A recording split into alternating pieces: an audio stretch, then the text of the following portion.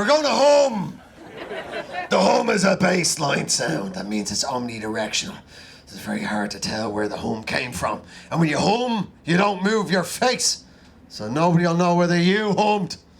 But the sort of hum I'm looking for, Galway, is a dirty hum. Something sort of kind of like a... You ready? 1, 2, 3. Quite a fun sound, isn't it? The sound of 20 pirates agreeing at once. I say we strike out for the island and we steal their gold!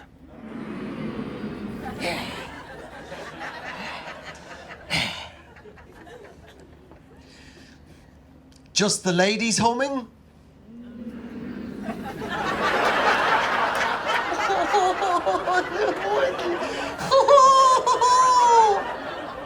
You really are made of sugar and spice. We all deserve to hear that again. Just the ladies humming. Like you've eaten something nice. Thank you, Deirdre. This cake is absolutely delicious. A mixture of this delicious cake and the malicious gossip you're telling me about our close circle of friends is making me feel...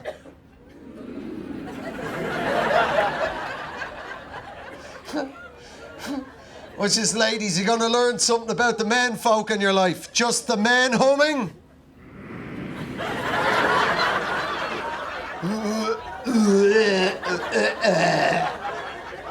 The song of the willy.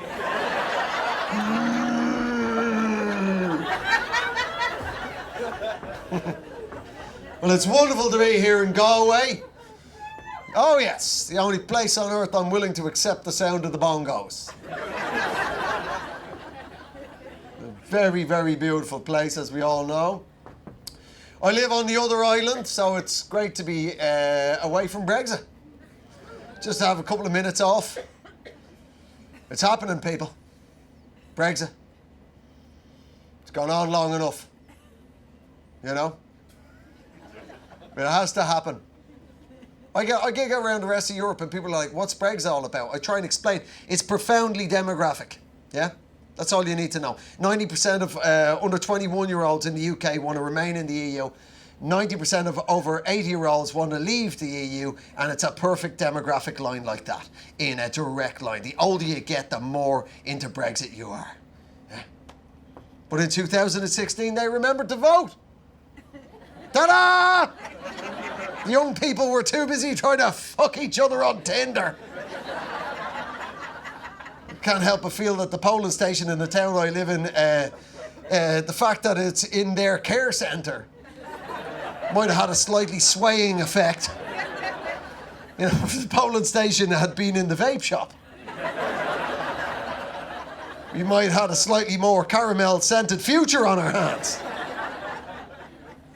Nevertheless, the old people remember to vote in 2016, and that's it. It's called the will of the people, people. Brexit now has to happen.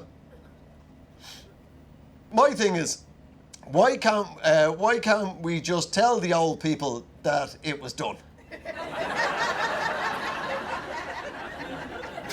It's a pretty sneaky, but it's just a reasonably cheap workaround to a difficult problem. It's all about Second World War. I live in this little Brexity town in England, and the amount of men in their 70s and 80s have told me, I fought in the war for you. I did it, we did this for you, the sacrifices we made for you. 90! You have to be 90 to have fought in the Second World War. 16 in the last year of the war, 1945. Born in 1929. It's now 2019. 90! But I've had men in their 70s genuinely go, I fought in a war for you. What the fuck? I'm looking at a baby boomer.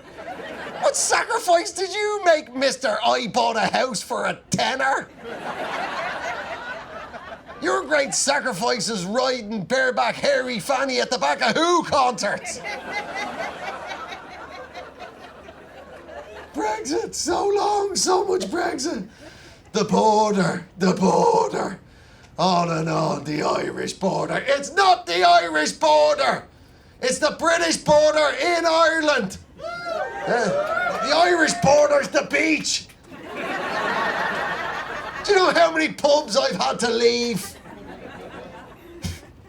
Ridiculous, but it's like, I can get how people could think, oh, you know, this is the border and a technical issue, it's only technical.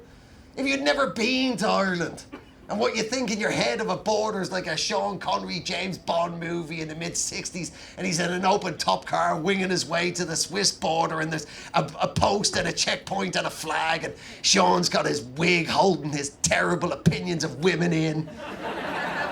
Right? Border! A border, right? You tell people who've never been to Ireland, there's nothing there! Not even we know where the border is. We've got an inkling by the quality of road. Your phone tells you 20 minutes into the other bit.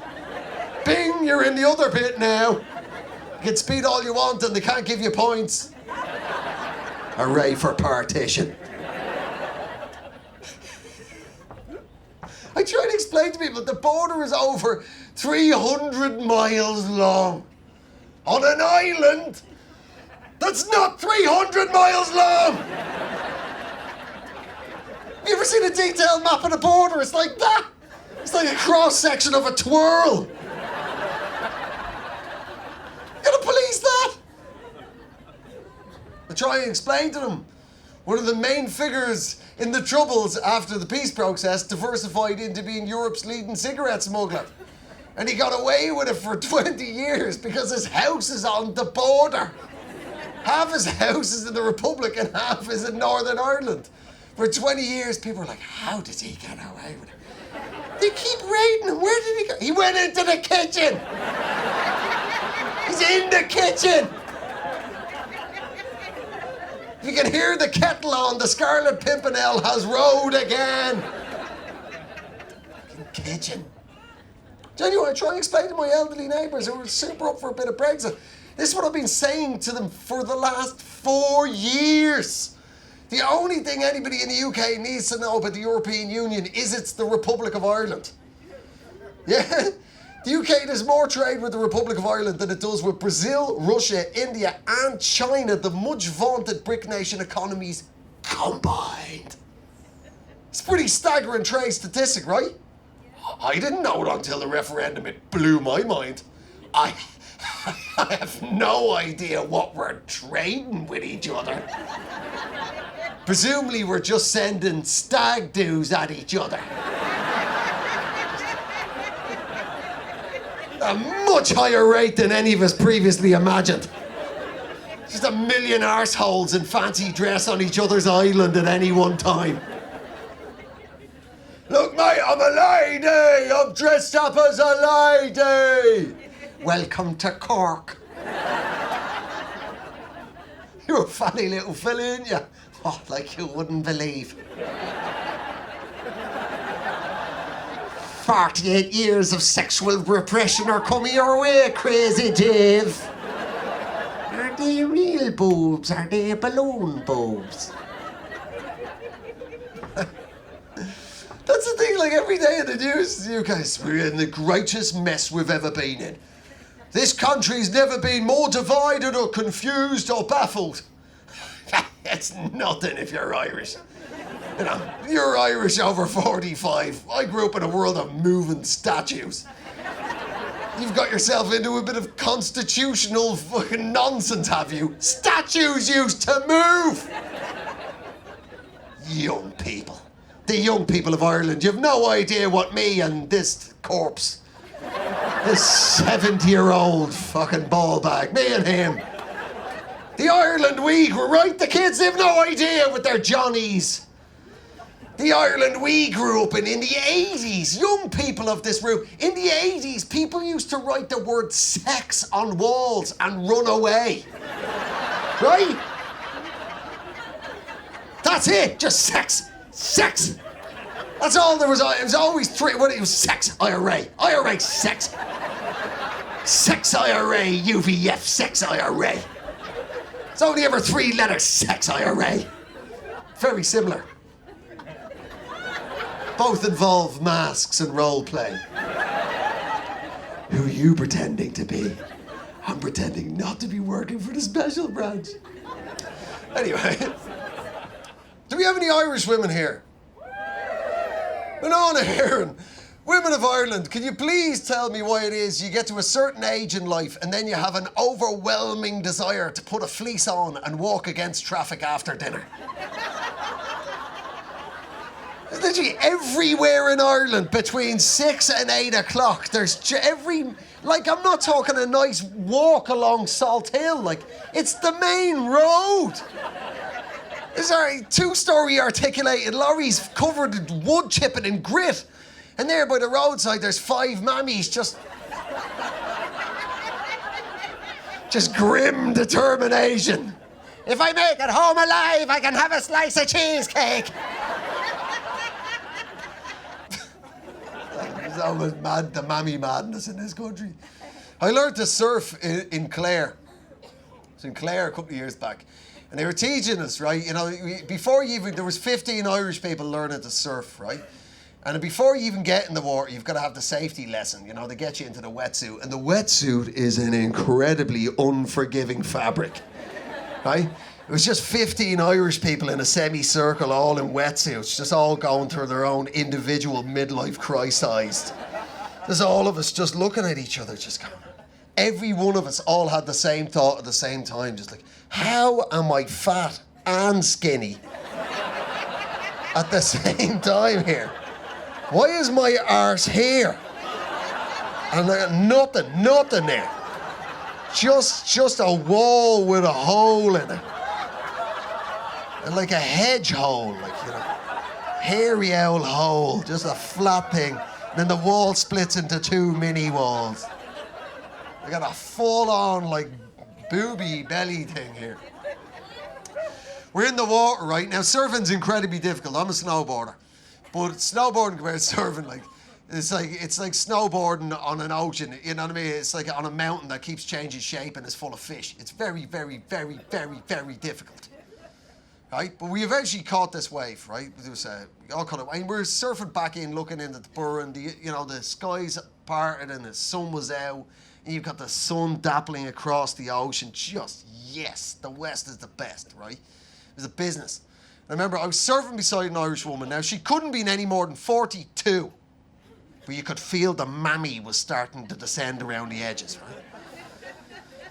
We'd all caught this wave, and obviously, you know, it's so fleeting. It's only a couple of seconds of, you know, incredible tranquility and, you know, being at one with the universe. Fall into the water, come out. I remember just grabbing hold of me board and just screaming into the air, into the Atlantic air, just, yeah! Oh, yeah! God, that feels good! Oh, yeah! The Irish woman beside me turned around and went, "We'll sleep tonight."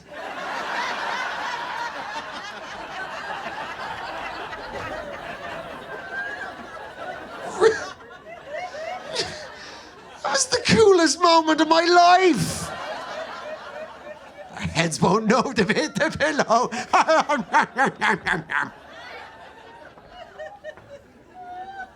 What I worry about, like, because I chat to my old Brexity neighbours, they're really worried that the EU, this is the thing that they talk about online, the EU, it's going to make us all the same. It's going to make everybody in Europe all the same, and we're very proud of all our individual things, like cheese rolling and more cheese rolling. We're very proud of cheese rolling. Right? Which is obviously nonsense. Right? Ireland's statistically the most pro-EU country in the EU. Right? If there's anywhere that the EU might be able to change somewhere, it will be here. But they haven't got a fucking hope. They're going to change Ireland. We're weird. You could be at this for 100 years. You know? Have you ever been to Italy? Have you been to Italy? The food. Right? The food. Oh my God. The food. The Italians are the greatest chefs on earth. They make the best food on the planet. They can't keep a bridge up. But the food. Who needs a bridge when you've got a delicious restaurant either side of the valley? The food. And I try and tell people abroad, we have an Italian community here in Ireland.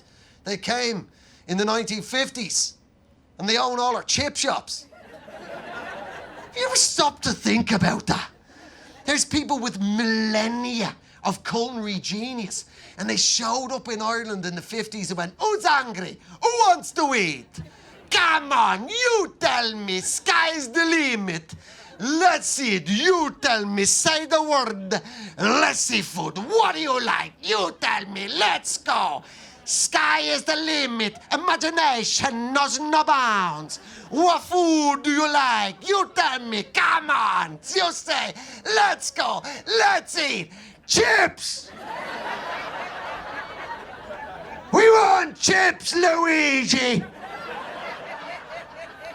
Was this like a chop-up, deep-fried potato, is he? Like a little potato soldier, is he? Okay, will you sit down and prepare yourself for the meal, and I will make enough of these potato soldiers, these chips, you say, for the two of us, because food is a social occasion. No, Luigi, I want them in a bag. I want them in a bag, and I'm gonna eat them in the rain. Looking back in at you. And your disconcertingly large statue of the Virgin Mary. You see her, she glows in the night. Again, one of those ones you try and explain to people. Every village in Ireland has a statue of the Virgin Mary, right? The BVM, that's what we call her, right? The Blessed Virgin Mary. She's got two moves. She's either doing this one, that's the Mother of God praying. A move you'd expect the Mother of God to do, right? She's doing that 50% of the time. And the other 50% of the time, she's doing this. That's the one I like. I think that shows off the Jewish mother that she is. He could have been a doctor. He's hanging around with fishermen, oi. Fishermen. Country. It amuses me greatly. I come here every year for the Halloweeny vibes of Galway. I bring my family. They all love it. My missus, she's from Egypt. She'd never been to Ireland until we got together. She honestly, she grew up. She learned about Ireland from Father Ted. And I told her, you gotta take it seriously. It's a real place. It's not a joke land. It's not a jokey place. It's a real serious place. She was raised in England. She's got a British passport. This is genuine truth. First time ever in Dublin Airport, right? She was flying in to meet me in Dublin. And obviously, as we all know, our checkpoint Charlies are the guards. Then our National Police Force. You know? She hands over a British passport. He's about to wave her automatically through. Then he sees her Arabic name and he panics and just goes, "Hey! Where are you from?" This is so insane. She goes, "Egypt." To which he goes, "You don't look Egyptian." My missus goes, "No, just what do I look like?" And he said, "Nice." That is like the most insanely Irish thing in the world. An individual compliment and a collective insult to the other 500 million Arabs out there. No, you look nice, but the rest of those camel botherers. So many stories. I'll tell you what, when you're a comedian, get yourself a Muslim wife. That's some serious comedy. Literally every year there's a new airport story. I've been taking the piss out of me missus for years. I call her my little random bag check. This genuinely happened, right? With this time, last Easter, we're at Gatwick Airport. In London, Gatwick Airport, right? My missus and our older daughter were planning to do some arts and crafts on the trip, right, on the holiday. How wholesome is that, right? I hadn't paid attention to what the girls were going to do. They tried to tell me, but of course, I was too busy looking at the news or just being a dad or farting or checking the radiators, whatever I was doing. The point is, I wasn't focusing on the women in my life, right? I thought nothing of it. We get to the airport, we're going through, right? All our bags through, right? My missus' bag goes for the second check, okay? Not unusual, right? Second check, right? Security lady, she's really nice. Listen, I'm sure it's nothing. We're like, we've got plenty of time at the airport, no problems from our end. She's like, I'm sure it's nothing. We're like, yeah, of course it's nothing. Please, don't worry. Go ahead. He opens up the wife's bag, and there, inside my wife's bag is this block about that long, that thick, and that wide of grey, sweaty, malleable material wrapped tightly in cling film.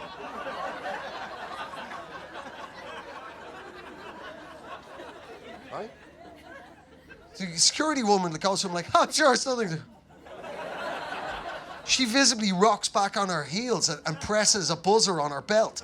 Next thing, there's 4 massive security dudes, me and the missus and the original lady, all looking into the bag. Right? And my missus is like, is everything okay? I'm like, baby, you know what this looks like? She's like, no. Me and all the security team all at once go, plastic explosive. She goes, all right. The lady's like, we're going to have to take this away. We've got to test this. My wife's now worried about the flight. She goes, will it take long? And she's like, yeah, maybe 10 to 15 years. Right? This is my wife's solution to this insanely awkward situation. She goes, can I just keep a strip off the side? I'm like, baby, do you know how much plastic explosive it takes to take down a plane? Anyway, it comes back, and obviously they test it. Of course, it's clay modelling material for the missus and the girls, you know, arts and crafts project, right? And they're allowed go. But I had to stay for an extra couple of minutes and have a little chat with the security team to explain why me, an Irishman, knew exactly how much plastic explosive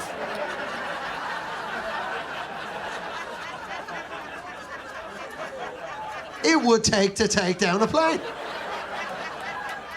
Who's an arsehole? I'm an arsehole. I'm your arsehole. Have a great weekend. See you later. Thanks.